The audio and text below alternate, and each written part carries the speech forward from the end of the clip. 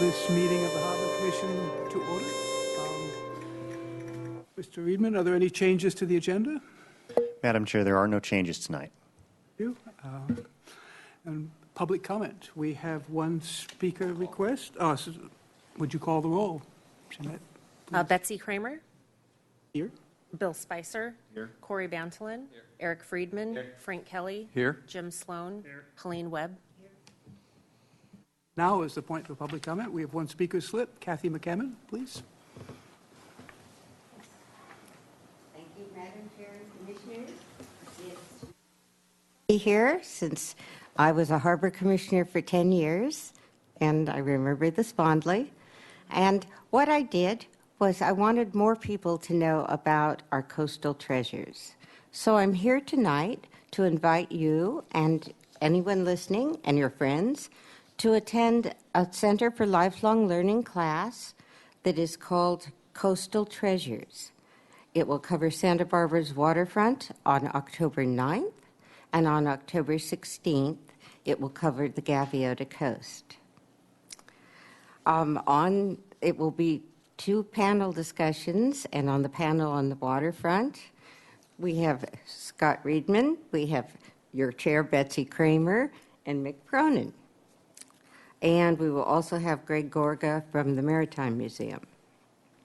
On the 16th, on the Gaviota Coast, we have Mark Shatillo, who's an environmental attorney, Mike Lunsford from the Gaviota Coast Conservancy, Gunnar Tatram, who's an agriculturalist whose family has been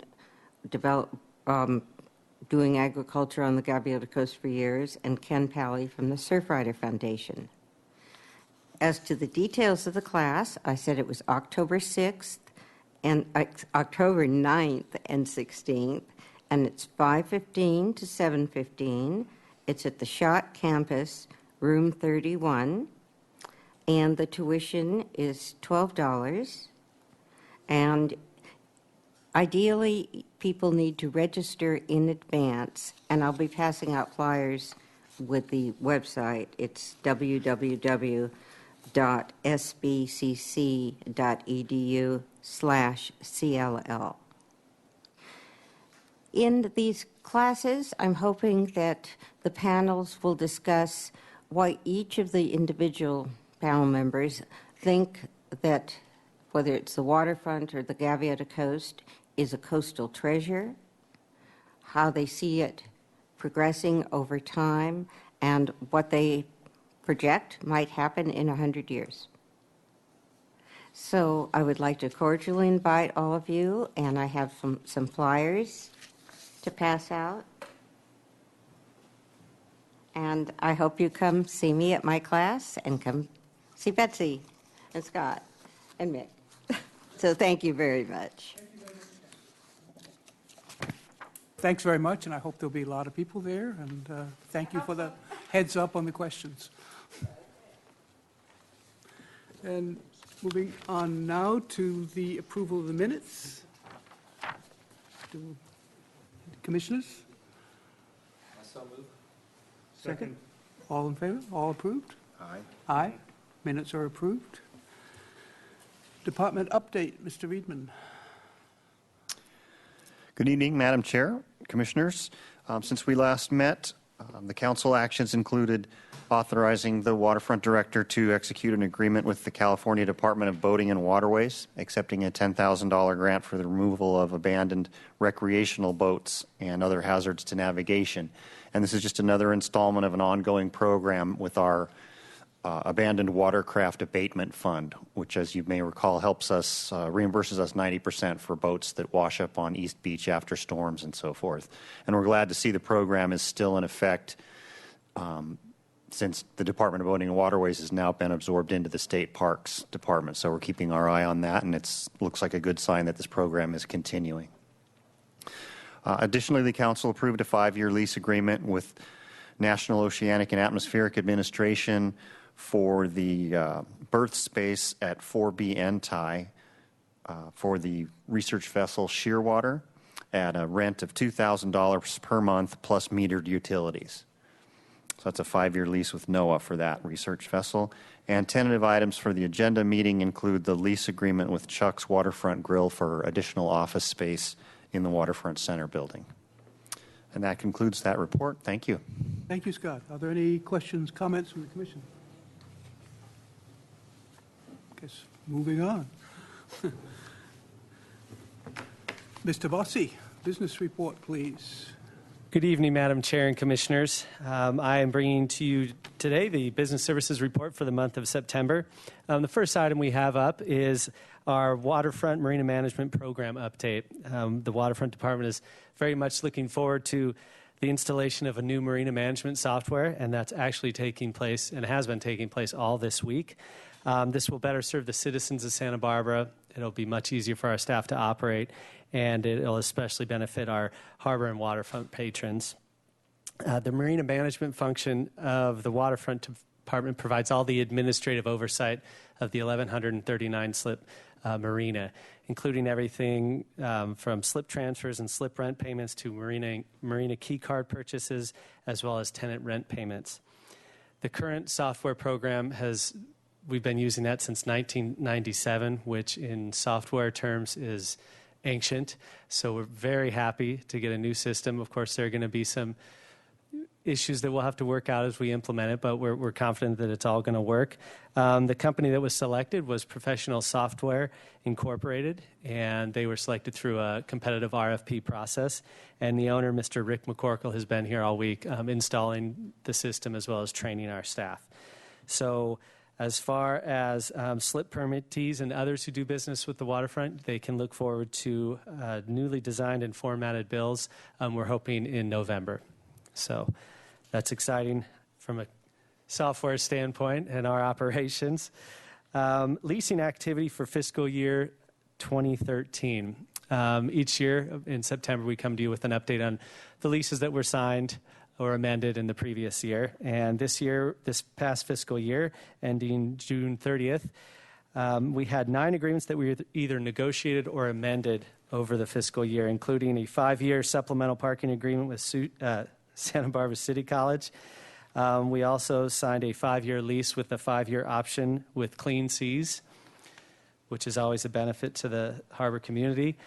We also amended the Brophy Brothers lease agreement to include the On the Alley restaurant. So they are now one lease agreement. And among others, we also had a 5-year lease agreement signed with Harbor Marine Works. Friday night movie nights. The Stearns Wharf Business Association and the City of Again teamed up to bring the community free Friday night movies on Stearns Wharf. These movies began a 6-week run on August 16th. And our last movie is tomorrow night, and these movies begin at dusk. So get there, bring a chair, bring a jacket or a blanket, and tomorrow night's showing is Finding Nemo. We've had good success again this year. We've had about anywhere from 300 to 400 people in the crowd on each particular night, and we've really been blessed with great weather, especially on Friday nights. For some reason, everything's worked out very well. Nice and warm out there. So tomorrow night is the last one of the season, and until next year. My last item on the business services report is the automatic payment service for slip fees. And this is just a reminder to all the folks out there in the audience about our automatic payment service. The city's automatic payment service has been in use for a little bit over a decade, and it's a great option for folks in the harbor, especially those who travel frequently or simply want the safety and convenience of having their payment automatically debited from their checking account. Currently, we have about 424 slip permittees who use the service. We'd love to increase that amount. It saves on a number. It saves paper. It saves a whole lot, and it's a whole lot easier than having to remember to pay your bill on time. So what happens is people receive a statement, as they always do, but on the 15th of every month, their checking account is debited. There's no charge from the city's billing office, and we now have the form online, so you can find that on the city's Waterfront Department website, and the forms are also available at the harbor office. That concludes the business services report for this evening. I'm happy to answer any questions. Thank you very much, Brian. Any questions, comments? Mr. Friedman? Thank you for the report. Regarding the automatic slip service, do we have any idea what the average would be with other harbors for automatic enrollment? I know it's kind of a random question, and I just thought of it right now because if we're right in the ballpark, I could see, but if we're kind of lower, then it might be worth to do some targeted outreach to try to increase that number because, one, it's convenient for the slip holders, but it also would reduce some of our costs as well. So it might be good to see what that number is with other similar marinas like Ventura, Santa Cruz that are similar size, and then see what we can do to try to increase that number. That's a great idea. We'd be happy to look into that. Any, Commissioner Sloan? Good report, Brian. Is either part of the automatic payment or the new software, is there going to be an option for having your bills sent to you electronically rather than in the mail?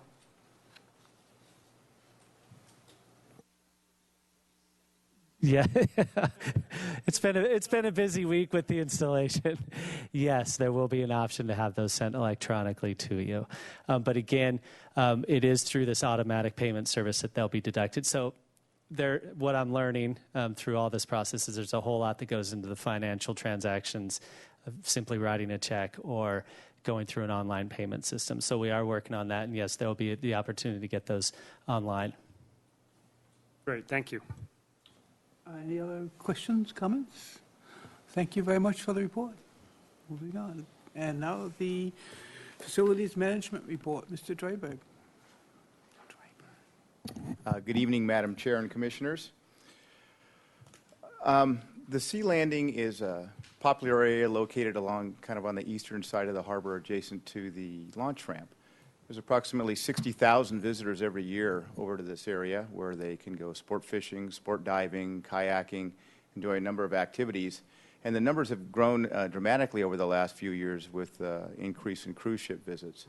The Sea Landing itself is the secure facility dedicated by the Department of Homeland Security within Santa Barbara Harbor.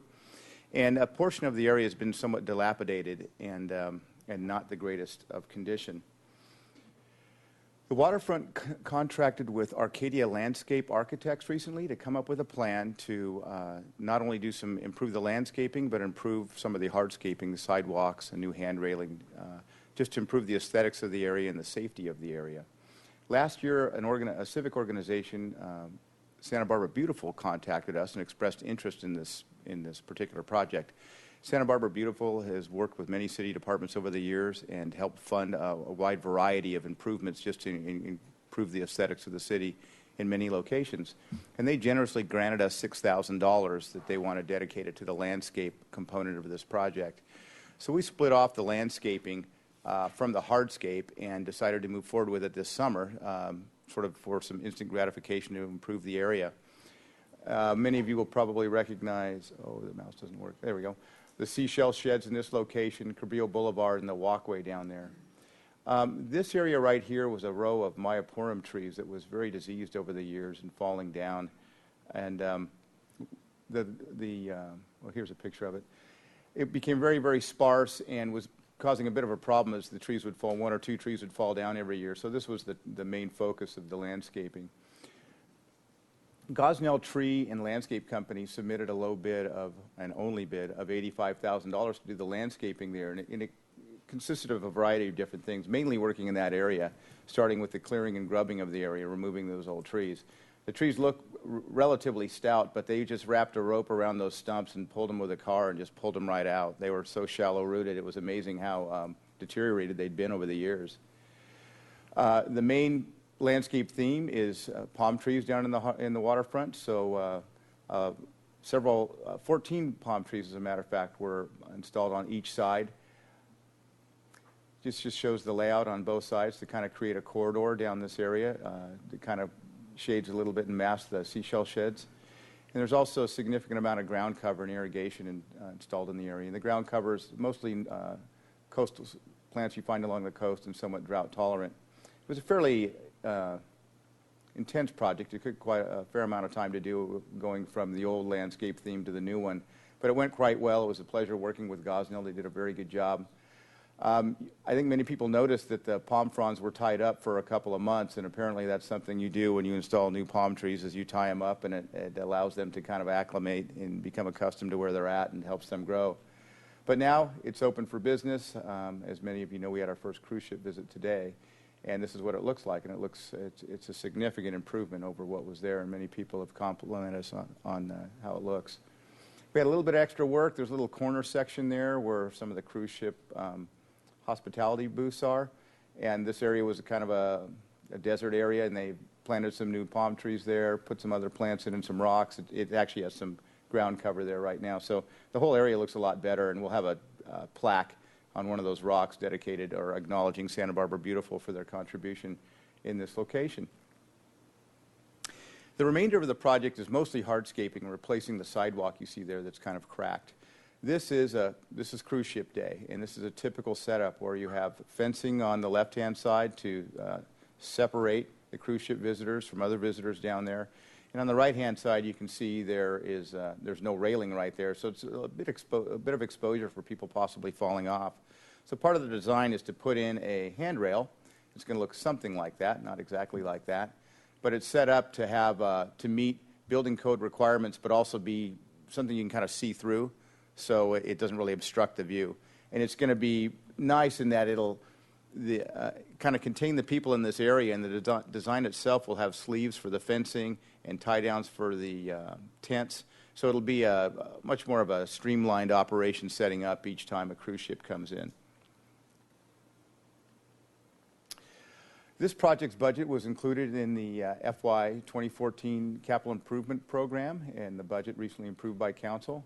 The landscaping was $85,000. We have a cost estimate for the hardscape of $165,000. And as I mentioned earlier, Santa Barbara Beautiful granted us $6,000 for this project. We expect to go out to bid next month for the hardscape. October, open bids in November, and go to work immediately. We have about a 2-month window of opportunity between the fall and the spring cruise ship visits. Winter's always kind of a good time to do construction. Things are just not as busy. So that'll be our next big project we have going there. So hopefully in the spring I'll be able to report back on the completed project. Every year, one or more of the 7 parking lots that the waterfront maintains receive some pavement repair and a coat of asphalt slurry. And this is done to extend the useful life of these lots and avoid much more costly, what we call an overlay, where the entire lot is torn out and rebuilt. This year, it's the 2 lots on either side of the Cabrillo bathhouse. This is the Cabrillo East lot, and this is a picture of the Cabrillo West lot. The Cabrillo East lot was finished today, and the Cabrillo West lot starts next week. Something somewhat new this year, or started last year as a matter of fact, is we've been working with the city's building and safety department to make sure that the parking lots are compliant with the city standards and Americans with Disabilities Act. So there's a wide variety of city standards depending on the configuration of each particular lot, several different calculations you have to do in dimensioning, as well as ADA standards, where you see the accessible stalls and the paths of travel and these kind of things. Once we apply these standards to the different lots, particularly in the Cabrillo West lot, there was a reduction in parking stalls to become compliant.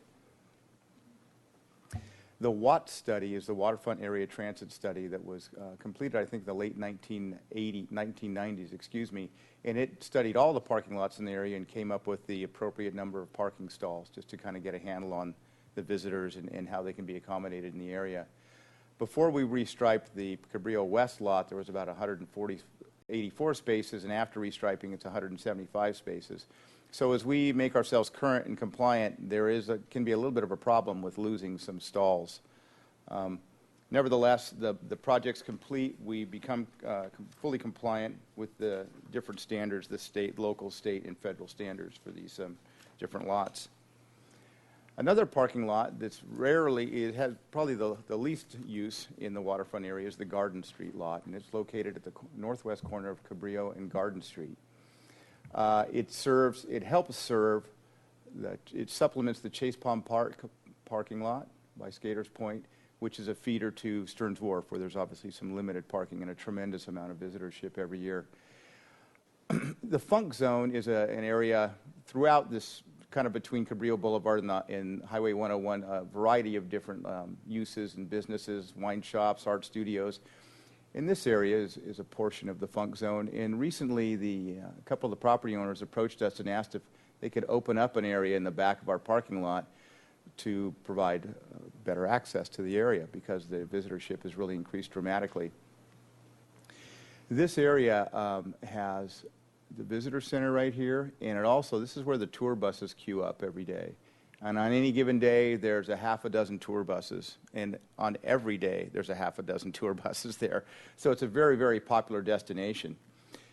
Based on the fact that there's so much pedestrian foot traffic, the city's building official determined that to meet the ADA standards, there would need to be a legal path of travel along the western edge of the entire parking lot back to the corner leading into the Funk Zone properties. That required a kind of a detailed analysis on how we could make that fit. All spaces at a premium down here, so we had to apply the city standards, the Americans with Disability Act standards, and come up with a striping modification that you can kind of see the change in the angles of the stalls here. It leads to an area where there will be a opening in the gate right here with a kind of a ramp that goes down from our lot down into that area, and eventually the Funk Zone property owners want to put up some signage and direct people there. This project seems simple to open a hole in the fence, but it's really not very simple at all. There's quite a lot of departments and agencies that have a say in what goes on there and to make this legal for everybody. Once again, we refer back to the Watts study, where this lot was originally allowed to have 214 spaces. With the existing striping, there's 208 spaces, and the reduction was when the visitor center went in. So that was an acceptable thing to do. When we do this particular project, we have what's referred to as 60-degree striping, a slightly steeper angle, and we lose about 10 stalls to make that happen. Part of the loss of stalls is also we went from 5 to 7 recreational vehicle stalls. Part of the motivation behind that is that recently RV parking along Cabrillo Boulevard is no longer allowed, so the city wanted to try and absorb some RV parking in some of the other areas. This particular lot does get quite a few of the visiting recreational vehicles coming through, the ones you see with the signs on it and the rent me signs and that and whatnot. So it's nice for those folks to have a place to stop and go to the visitor center and come down and visit the harbor. As I mentioned, this project had a pretty thorough review from the Historic Landmark Commission. This area is in what's referred to as the El Pueblo Viejo Historic Landmark area. And the HLC looked at a variety of issues: the path of travel that I mentioned, ramps, a wheelchair passing lane. We have some transportation issues to deal with, stall angles, the number of stalls, and we're also required to add some landscaping. Nevertheless, we worked through all these issues, and on our side of the fence, we're ready to go and pull a building permit and possibly do some striping next week. The latest change in this project is on the other side of the fence. The property owners have to deal with these same issues. They've dealt with most of them, but they still got to work out a few bugs. So the project's not quite a done deal. Hopefully it will be and be open within about a month or so that this area that's really increased a lot of use will have a lot more parking available. As I mentioned earlier, the garden lot really is the most underutilized lot in the waterfront, so we expect to have a lot more folks visiting there, generate revenue back to us, and help people access this part of the city that people really enjoy these days. So this concludes my report this evening, and I'd be happy to answer any questions. Thank you very much for the report, Carl. Are there any questions, Commissioner Friedman?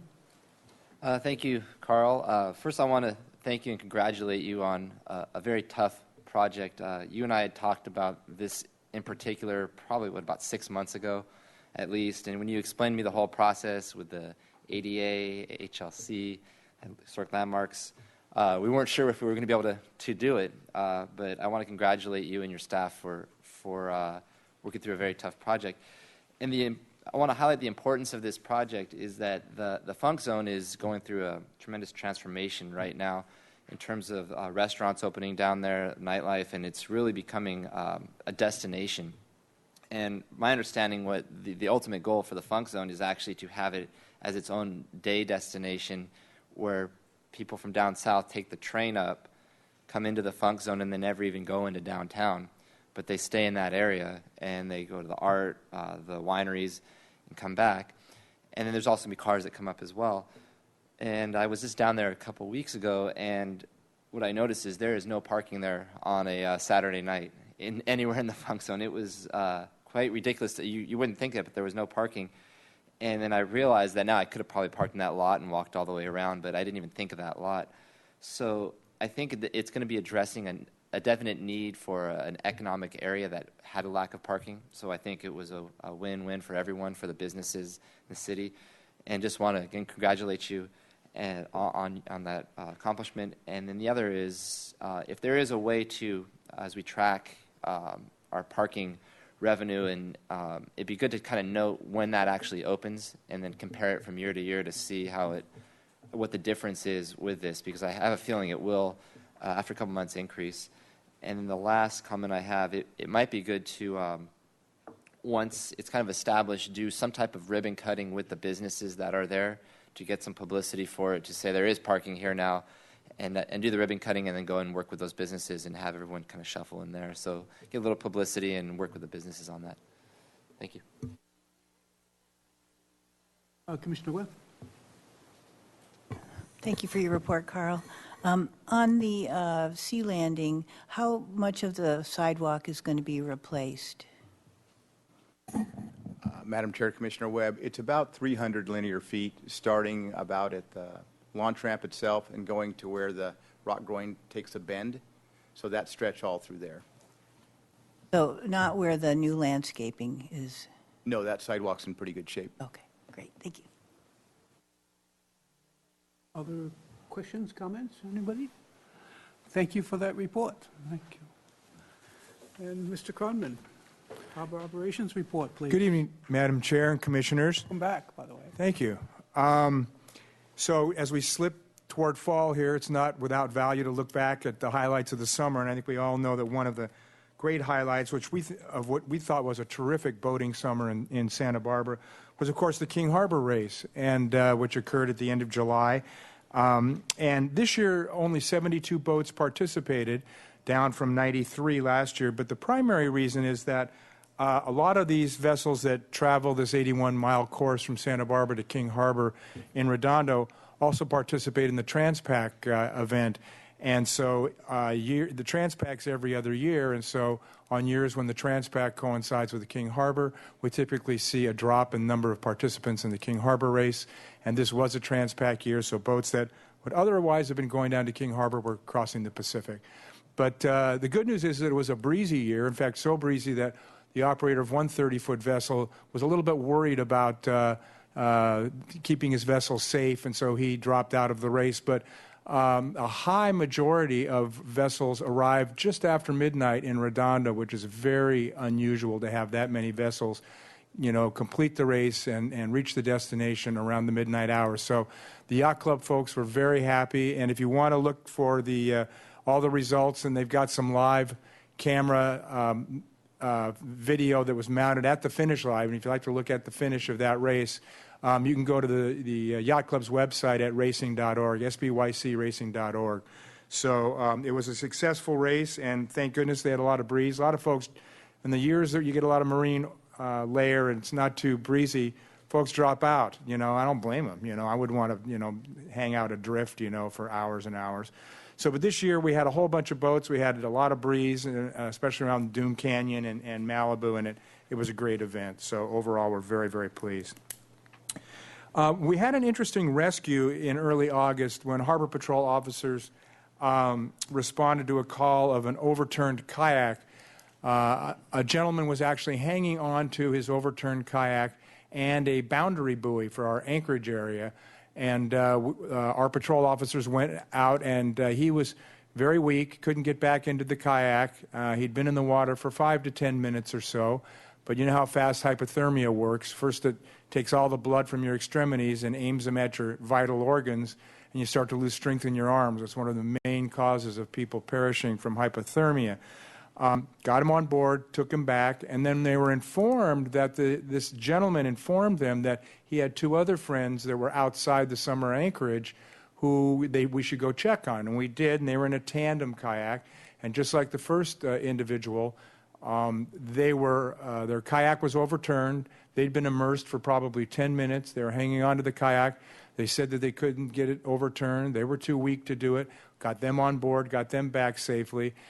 And I bring this to you tonight not so much as a story of a great rescue. There are no normal or routine rescues. I personally think they're all great rescues. But I bring this to you tonight as a reminder for you folks and for anybody watching that although Harbor Patrol responded and got these people, got their kayaks righted and got them on board and took them back, what really saved their lives were their life jackets.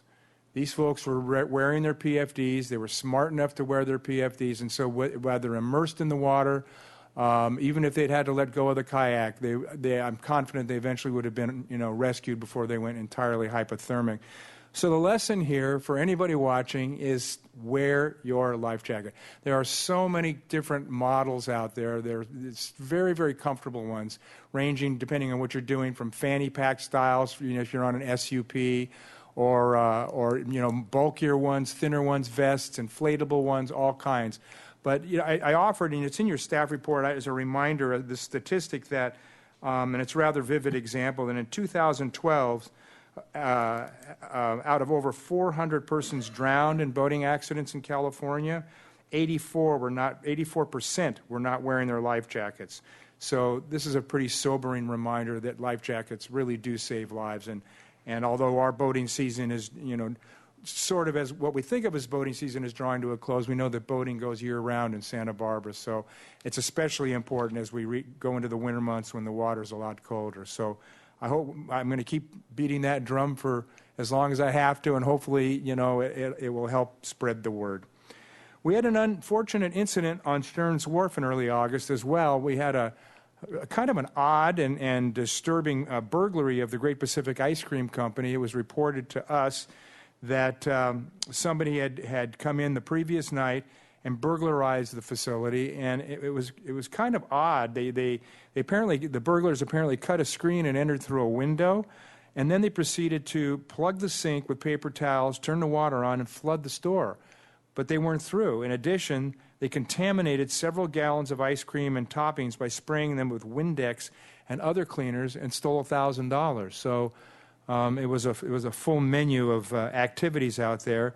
And pretty disturbing for the owner of that facility and owners of other similar retail facilities out there. The police continue to investigate that, and we have high hopes they'll be able to catch the perpetrators. But it's a reminder to all of us that to be vigilant, and we've upped our patrols on Stearns Wharf, especially in places where folks come in from the anchorage at night and sort of hang out on the wharf, which is not illegal, certainly, but we've had reports of unsavory activity out there, so we've upped our patrols and are paying pretty close attention too. As you know, we're spread pretty thin sometimes, 10 officers, 3 shifts a day. But we are paying more attention to areas of concern out there. And finally, on an upbeat note, the 12th Annual Harbor Festival is upon us. You'll probably hear a groan from me and all my colleagues, but the reality is we're very, very excited about it. It's our favorite waterfront event, and we've got it all again this year. If you liked what you saw the last few years, we've got it again. It's the lobster, the crab, and all of that, the barbecued albacore. And what you're going to see is starting to grow in popularity. Our fishermen who are interested in direct sales to the public off the city pier of sea urchin, uni, or roe. And you'll see some fishermen out there. We've worked with the health department so that they're able to just crack an urchin, and the person can grab a plastic spoon and just eat it right there on the spot. Some folks love it that way, and you're probably going to see that sort of twist in our whole scene down there. But we'll have all the seafood anybody could possibly want, the paella, the Brophy Brothers chowder, the lobsters, the crab, and there'll be tall ship tours, there'll be music on 2 different stages. It's the whole deal. I won't run down every single thing to you because it would take quite a while. But it's from 10 to 5 on Saturday, October 12th. And if you want more information than I'm offering now, because I could go on, and I don't want to. I don't think you'd be a little bored by that. Please go to our the website for the Harbor Festival. It's harborfestival.org. or you can find information through the city's website at santabarbaraca.gov. Go to departments, go to waterfront, and you'll find more information on the festival there. So we look forward to seeing all of you down there, hopefully. I know we'll all be down there, and it's going to be another good year and another good time. That concludes my report. I'd be happy to answer. Oh, one other thing. I apologize. My colleague, Brian Bossy, in the spirit of, I believe, what Commissioner Friedman was asking about for the last couple of years, has been working with the Bicycle Coalition, and we are trying to get the word out to folks to use alternative transportation to the Harbor Festival. So working with the Bicycle Coalition, I believe we're going to see about 75 more racks to accommodate about 75 bicycles. They'll be in the cement area just outside the Breakwater Restaurant, and I believe they'll sort of rim the racks we already have there. Members of the Bicycle Coalition will be coming by periodically to check on use of those and sort of log what kind of use they got. We hope that bicyclists, take advantage of that and get to the festival early and grab a bike slot early. But in any case, if you can take the MTD or ride a bicycle or whatever, it'll help the crush on parking down there because it's going to be a busy, busy day. Thanks for all of your attention to this, and I'd be happy to answer any questions. Thank you very much for the report. Nick, any questions, Commissioner Spicer? Thank you, Mick. And to your point, life jackets and no rescues are routine. Was that an unusual to have 2 kayaks overturned and to have somebody that was rescued alert you that somebody else may be in trouble? Madam Chair, Commissioner Spicer, what was usual was the type of calls we get on a day-to-day basis. I think you all remember we gave you a month's worth of watch logs when you were first appointed commissioners. Crazy things happen every day like that. Now, speaking to one person alerting the Harbor Patrol to another person being possibly in trouble, that was a little bit unique, yeah, indeed.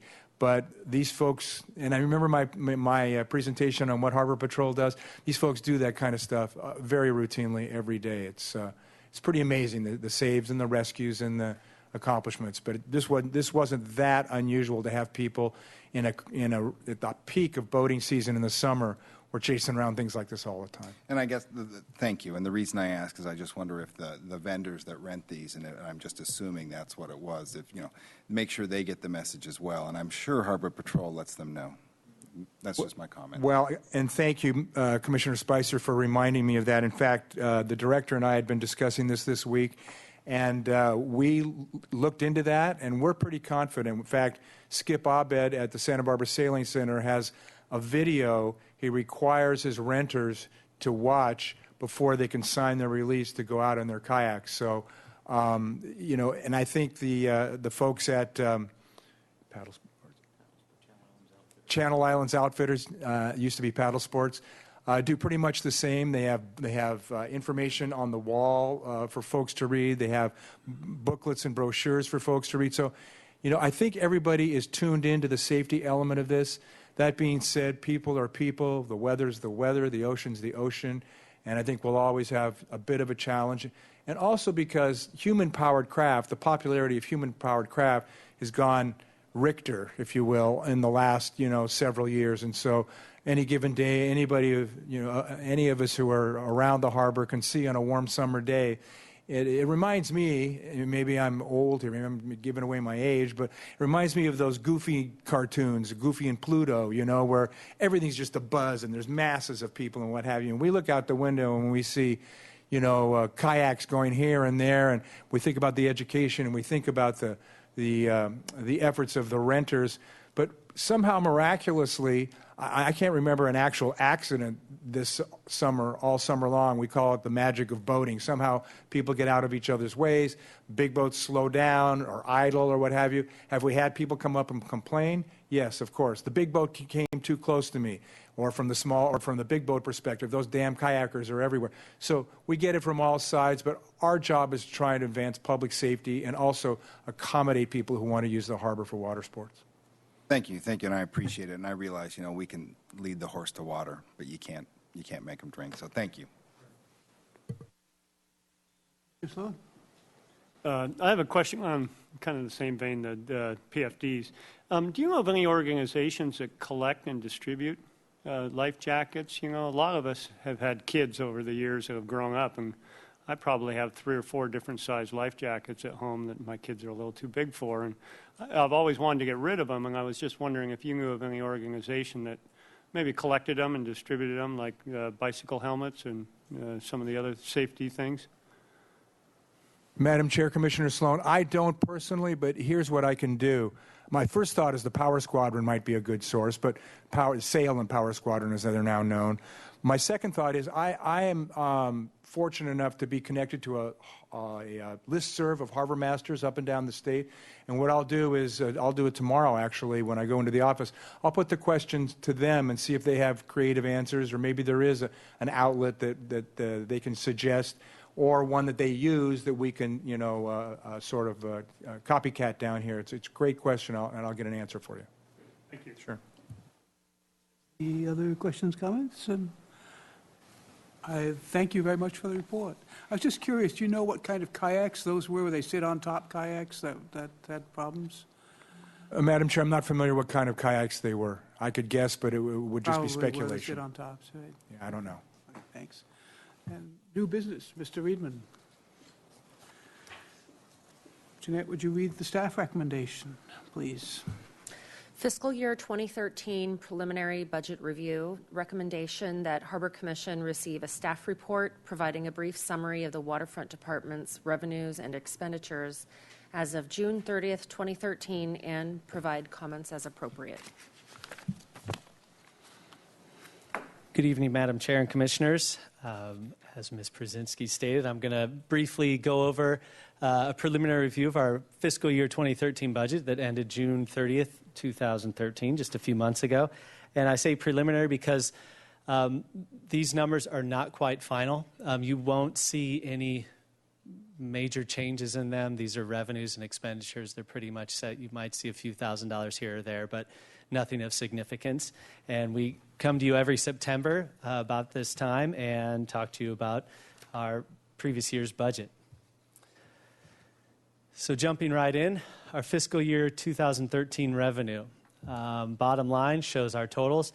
Overall, we ended the year about 7% above our projected budget for revenues. That equals $851,000 in excess of what we budgeted for. And these are our four, on the left, our four primary areas of revenue. You've got your property management, our financial management, parking services, and marina management. And as you can see, those numbers from the top, property management up about 8%. Our financial management was down about 0.1%. Our parking services overall was up 9.16% over what we anticipated, and our marina management was up almost 5.5%. So sum total again up 7.05% over what we had budgeted. Now I'm going to get into each one of these four categories and break it down a little bit for you. This is a bit of a change from the previous slide. What I'm doing here is I'm comparing the fiscal year 2013 results versus our fiscal year 2012, just to give you a year-over-year view of things. So first off is property management. Our property management was up about 12.25%, or $550,000, almost $551,000 over fiscal year 2012. And these are a few examples. Our wharf commercial was up 8.65% over fiscal year 2012, or $43,000. Our wharf food service was up right at 4%, or $52,000 over fiscal year 2012. Our harbor commercial was also up 6.75%, or $51,000, almost $52,000. Our harbor food service also saw a good year and was up 6.64%, or $61,000. Our miscellaneous revenue over fiscal year 2012 was up $35,000, and that is our miscellaneous revenues where the cruise ship funds revenues are put. So that was up $35,000 over fiscal year 2012. So again, another good year for property management, and it's nice to see that the businesses that we lease to, both on the wharf and in the harbor, are doing well and continue to do well. Our financial management program from fiscal year 2013 to 2012 totaled $150,685. That was about $215 below what we thought we'd get with our budget. That equates to 6.17%.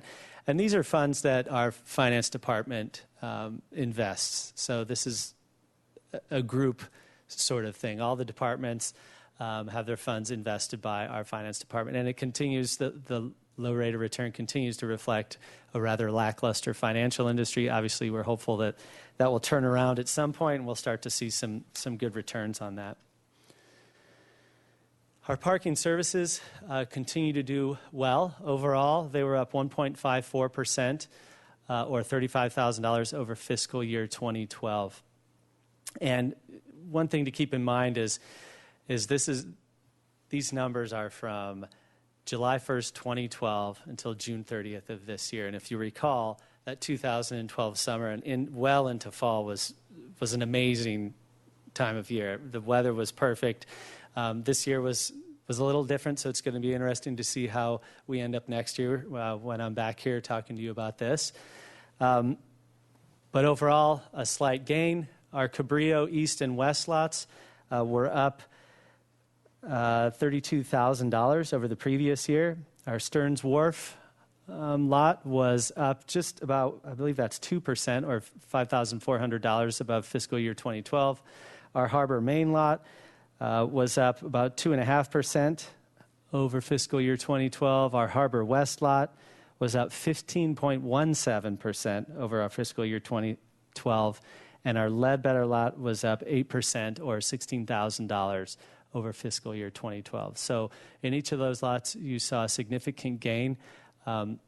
Referring back to the first slide, our parking services, again, I believe we totaled over budget, $375,000, almost $376,000 over what we had estimated for our budget. So another extremely good year in parking services. Our marina management program was up about 1%, or $35,000 over fiscal year 2012. Things in marina management include our slip transfer fees, which were up $35,000. Our slip rentals, which were up $91,000. That was nice to see over fiscal year 2012. We think that's a sign of things to come. I think people are starting to travel a little bit more.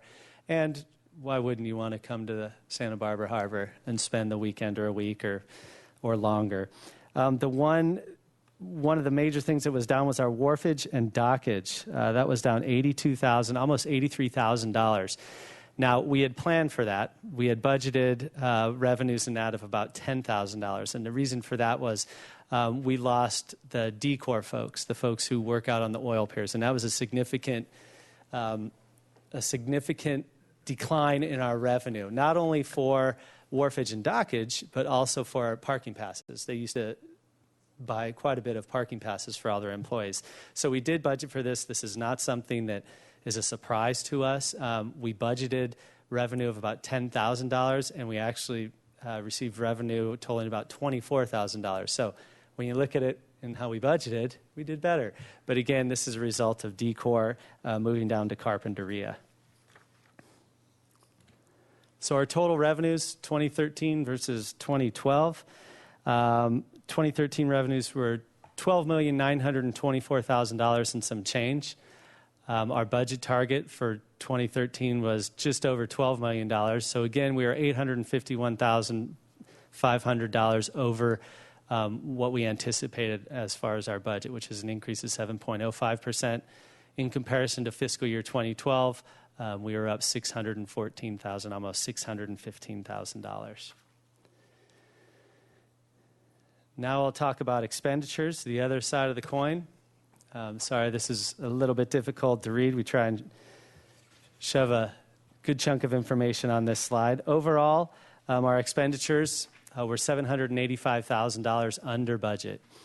And that's when you include or take out the encumbrances that we have. If you keep those in, we still came in almost $600,000 below what we expected to spend. And I'm going to break these down a little bit for you as I did with the revenues. First off, our salaries and benefits. We spent $5,537,685 through June 30th. Overall, the salaries and benefits were below target for the third consecutive fiscal year. Our fiscal year target was about $5.7 million, so we were just over $200,000 below budget, or 3.55% below budget. So that's a nice 3-year streak that, who knows, we may be able to continue going into this current fiscal year. Our supplies and services came in at almost $3.7 million through June 30th of 2013. They were slightly over our budgeted amounts. Our budget target was $3,621,000, so we came in a little over $74,000 over budget. A few of the primary reasons for that were we saw an increase in our expenses for bank fees. This comes with a number of factors. We now have 13 Luke self-pay parking systems installed throughout the waterfront. It's a good opportunity. It's very user-friendly. You can use cash or debit or credit cards. So we see a lot of folks using their debit and credit cards. We also see a lot of folks in general, whether they're paying their bills or coming up to pay a bill, using debit and credit cards. So our bank fees have increased significantly. We knew that, and so for this fiscal year that we're currently in, we budgeted appropriately for that. I believe we increased that by $40,000 for this fiscal year. So it went from $25,000 to now it's at $65,000. So we hopefully won't see that spike in the future.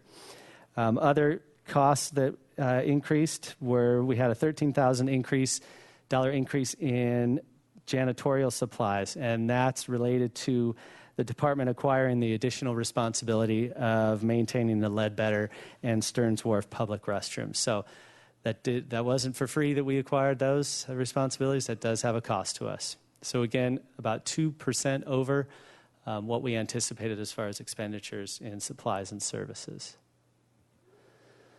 Our debt service, we paid out $1,586,880 through June 30th. And overall, our debt service continues to come in under our budget, primarily due to timing issues with the Department of Boating and Waterways and their payment processing program. We are submitting our bills on time and trying to get our money as quickly as possible. But as you can imagine, they've got a backlog and they have to go through their own processes. So it's a little delayed.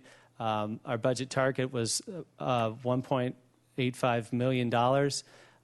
We came in $303,000 under that, but this is one of those where it will catch up, and they're not going to forget. So once they get it all put together, we'll be paying all that money out. Our total expenditures for fiscal year 2013 ended up being $12,567,000, and well, $567,764 through fiscal year. Through June 30th, that should be 2013. My bad there. But for our fiscal year budget target, as far as expenditures, again, was $13,161,000. That's almost $600,000 under budget, or below budget by 4.51%.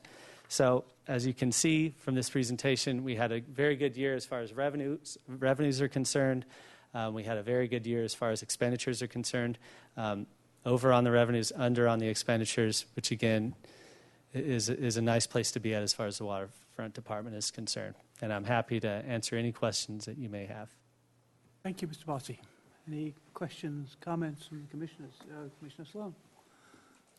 Yeah, great job. Congratulations, guys, on managing the finances. Just a couple of questions. One is, so the increase in parking and rents, I assume the rents are percentage rent increases, not something that we had negotiated in there. So how does that correlate to just the overall tourism in Santa Barbara? Does it correlate pretty well to the increase in bed tax that we've seen, or is there any way that we can say that, gee, it was more people are visiting Santa Barbara, or bed taxes were kind of flat, so it must be more Santa Barbara people coming down to the harbor? Do you have any comment on that?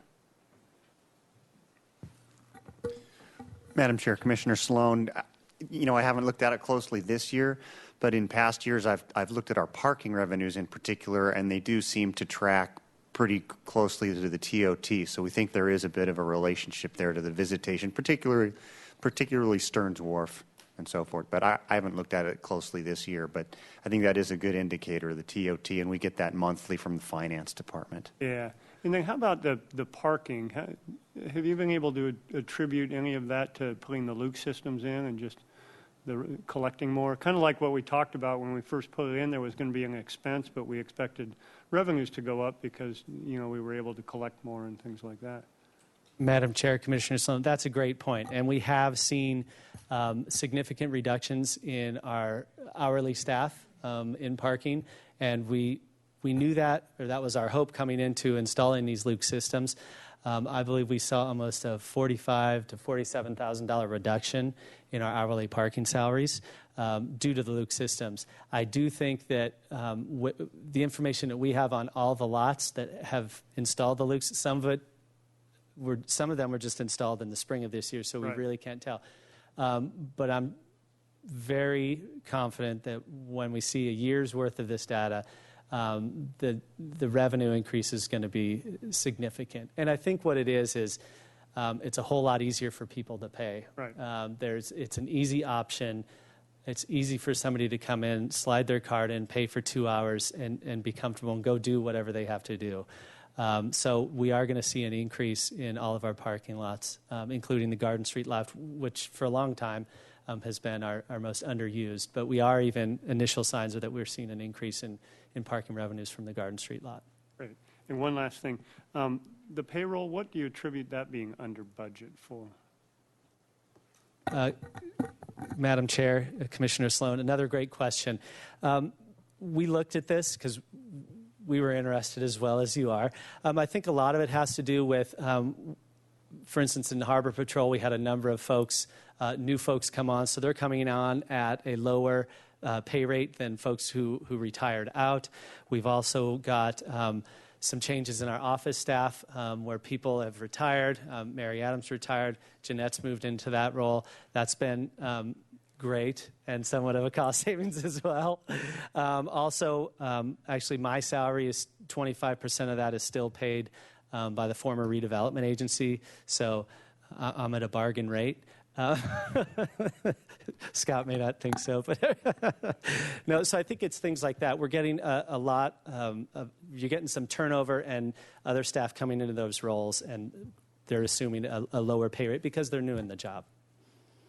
Is any of that attributable to overtime? Do you have a lot of overtime in your department? Or do you forecast a lot? Most of the overtime comes with our Harbor Patrol folks, and that's a common thread in all sorts of safety, whether it be fire or police.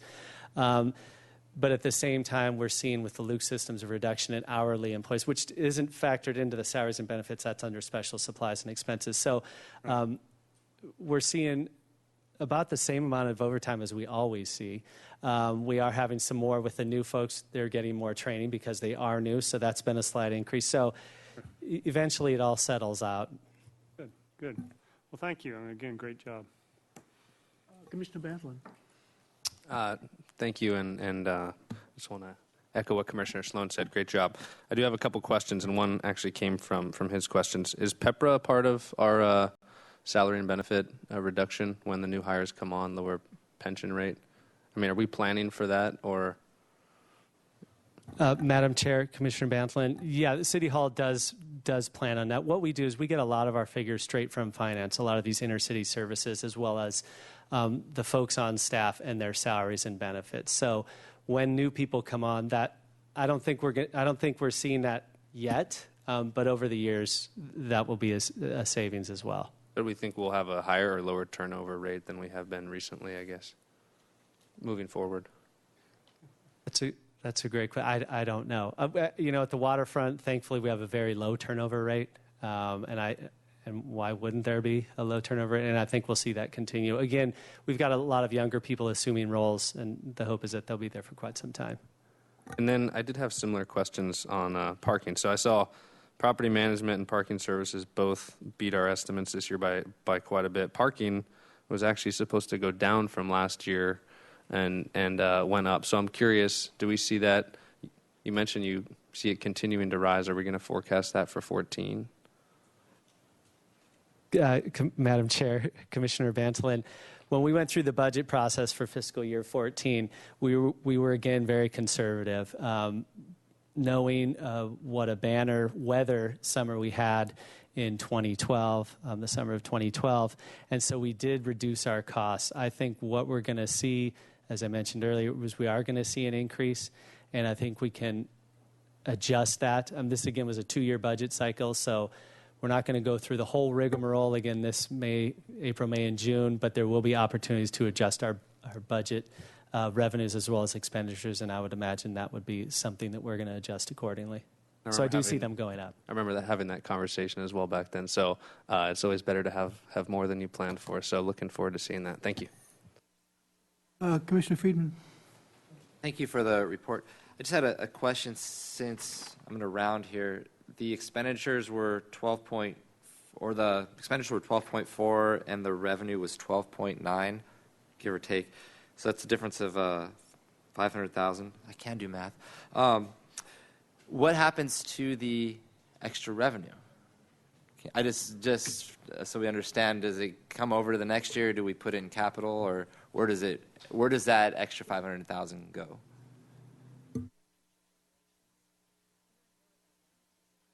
Madam Chair, Commissioner Friedman, well, you know what? I'm going to let you have that, Scott. You know, we do. Scott's been doing this a whole lot longer than I have. This is a lot of money, so I'm going to let him answer that question. It flows into our reserve balances. Typically, at the end of the year, the Finance Department will sweep it into the Harbor Preservation Fund, and then that's what we can use for ongoing capital projects. So it goes into the reserves. Commissioner Kelly. Thank you, Madam Chair. A couple of quick questions, and thank you, gentlemen. It was a very nice review. On the slip, it was nice to see the slip transfer fees go actually up. Do we have any idea comparatively of the number of transfers? I know I always ask you this question, so you should be ready for it. So did we have like one or two biggies that push the numbers, or are we having a steady increase in the number of transfers? That's one question. And then the second question is, do we have a handle on our merchant account processing fee? Because I know that's being handled by the city, but I would be willing to bet the harbor is now probably one of the biggest users of credit cards, given our parking situation and all the other things that we do down in the harbor. So hopefully we have an extraordinarily competitive rate, because there are companies that really want the business and they will bid each other down very dramatically. So since we have like $66,000 in charges, let's take advantage of that and save some money. That would be those are my two comments. Madam Chair, Commissioner Kelly, let me take a stab at the first one. I think the increase in slip transfer income, or revenues, if you will, is a function of two things. Number one, a bit of a improving economy, where people with, especially folks who have discretionary money, I mean, let's face it, boating is it's usually a function of people have discretionary money. And so that was part of it. And I think the other part of it is, of course, the $25 a foot a year increase that we apply to the slip transfer fee. So it was a combination of both. I think when you ask if this is steady, will it go up, will it go down? To a large degree, it's a function of the economy. We definitely are seeing more transfers than we did, let's say, shall we say 2009, during the Great Recession. But we're confident that it will either go up or stabilize where it is. The brokers are telling us the business is pretty good. Nobody ever admits to a heyday, but I'm seeing transfers cross my desk for signature at a steady rate. Okay, thank you.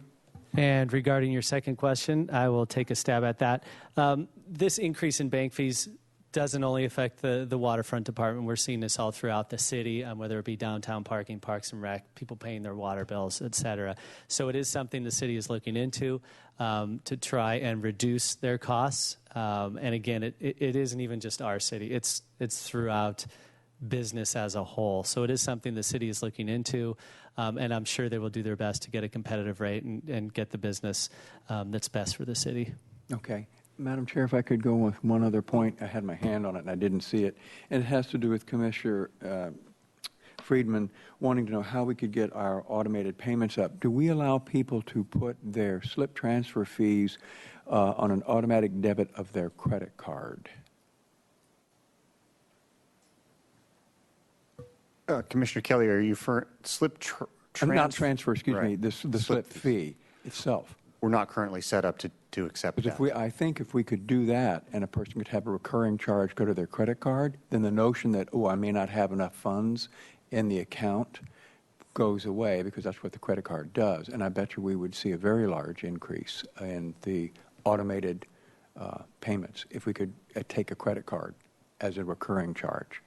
Yes, it's something that's come up many times, and because a lot of people are using these credit cards because they like to rack up their flyer miles and things like that. So it's right now we're right in the middle of going to a whole new marina management system, as Brian reported out. And so hopefully as part of that, we can do an online payment where you can log on and use your credit card, or even go with an automated debit from your credit card.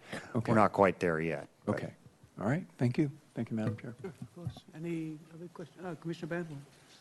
Sorry, I just want to add, I think this is a great example of why we're an enterprise fund, because in response to Commissioner Friedman's question, if we weren't an enterprise fund, if we did make more than we spent, it'd be going right back to the city general fund. And so I think there's a real incentive for our department management to save money, and when we do save money, it stays with us. So I think that's fantastic.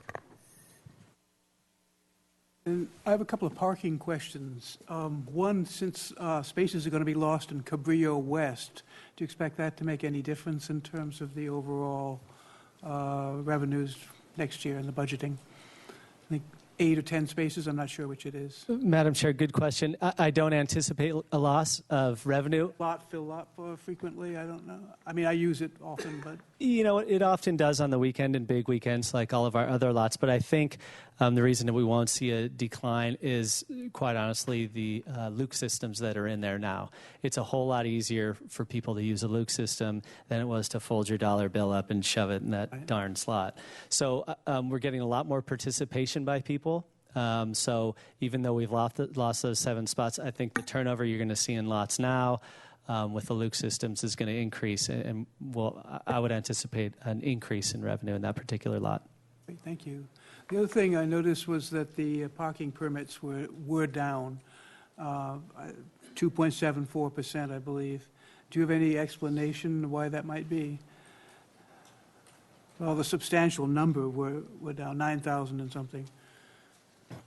Madam Chair, we do keep track of our parking permits, and I have information here from the last 7 fiscal years, and the total amount from fiscal year 2012 to 2013 went down about 107 total permits. One of the reasons for that is we've kind of scaled back our marketing to especially City College. And in the past, when we saw spikes in our parking permits, they participated and would buy a good hunk of permits, and then they would give them to their students at a subsidized rate. So we don't have that anymore, and so consequently, we're getting less City College folks participating in our permit program. And it would be very easy to assume that just those 100 permits right off the top could very easily, a majority of that could be City College students. But it's for $95, believe it or not, it's a great deal. If you go up and down the coast, you will not see $95 for an annual pass. So I'm not challenging that. Oh no, I'm not saying you are. I'm just saying it's a good deal, and I think it'll stay consistent throughout. I think it went down the prior year over 2011. It seems to be steadily going down, and maybe not, but No, that's the data I have here shows just the last 5 years. 2009, we're at 4,000. 2010, 4,200. 2011, 4,300. 2012, 4,600. So that was a big year, 2012. And then we did go down. We're at 4,500 this year, just at 4,500. So it kind of hovers about the same, up and down 1% or 2%. And that's just a fluctuation. I think a good part of it is weather. okay. Our parking lots are really reliant on weather. If we have a good summer, people are going to buy their permits. A question that I've been curious about is how many free passes are given out by the waterfront? Madam Chair, good question. Free passes, we do also manage that data. This past year, fiscal year 2013, we gave out about a little over 50 free permits, and 32 of those were to the Coast Guard, which is always our biggest consumer of free parking permits. We also help nonprofits and things like that and give away a parking pass here and there when they have rallies or call upon us to participate. City Council, they get free parking passes, so that's 7 right there. And we do give 2 to Fish and Game, and that's generally the overall makeup of who gets those free passes. So over the past 3 years, 51, 54, and 58 as far as free passes are concerned in a year. Great, thank you very much. If I could just add to that, Waterfront Department employees pay for their passes. They do not get free parking permits. Last year was a contentious item with the union negotiations with the general unit, and so Waterfront employees were given the opportunity to get a discounted permit at $70, which is the slip holder rate, versus the $95, which is the general permit rate. But the bulk of all the employees that park in the lots purchase a permit. Quite a few use different transportation and don't buy a permit. And then the other point I wanted to make too was next year the Harbor Commission will be joining the City Council in receiving complimentary waterfront permits. I could see Commissioner Sloan over there. Well, that's nice to hear. But Will those be blue or red? I'm just kidding. yeah, exactly. And Mr. Commissioner Kelly's comment brings up the question: how has the parking situation been going this summer? In the blue, in terms of the blue and the red, has it been easing off from what we heard earlier? Madam Chair, it's been a good summer. I've been hearing anecdotally from Marina 3 and Marina 4 users that it's cleaned up quite a bit over there. We had some of the more dilapidated older vehicles move out permanently. And just ever since March 18th, the Harbor Patrol has been sweeping the lots every 72 hours. And the last data I remember off the top of my head was that the patrol had written 66 72-hour citations as of August 15th, compared to 11 72-hour citations the previous year. So keeping a real close eye on the lots, getting the inoperable vehicles out of there, and I think the results, we're seeing those results. Well, that's really good news. I mean, Madam Chair, if I could just add to what the director said, what also seems to be working, and there were a few hiccups in the beginning as we smoothed out our policy on this, is folks applying for extensions. Remember, we had that discussion. I'm going to see for a week, and we've got that system pretty well down now too. So there are very few folks, unless there's an administrative accident where a license plate didn't get written down on a form or something like that, and we're confused as to whether or not they're been given an extension or not. That aside, that seems to be working pretty smoothly too. I'm not seeing a lot of complaints about that issue, so we're happy with that. that's great, and thank you for how you handled it so that it's worked out well. Thank you. Any other, Commissioner Webb? Also, I was going to point out that there's no more yellow parking permits, the offshore oil rig, so that could have been a decrease in the last couple years of parking permits too. Yes, thank you very much for that, for the report. So on to staff commission communications. Are there any? Nothing from staff tonight. Well, the only thing I'd like to mention is that on Saturday is the Coastal Cleanup Day for those who are interested in helping picking up trash. From 9 to 12 on the various beaches, just show up, and it should help also in the Clean Marina program to stop crud from getting into the, or I guess call it something else, but into the harbor. And if you can get more information by going to the website, lessismore.org. mass.org/coast, I believe is the website. That's 9 to 12 at Ledbetter, Mission Creek, and East Beach, and basically all the beaches in the county. So I don't have anything else to report. And so I want to call for adjournment. So moved. All vote. Aye. We are adjourned.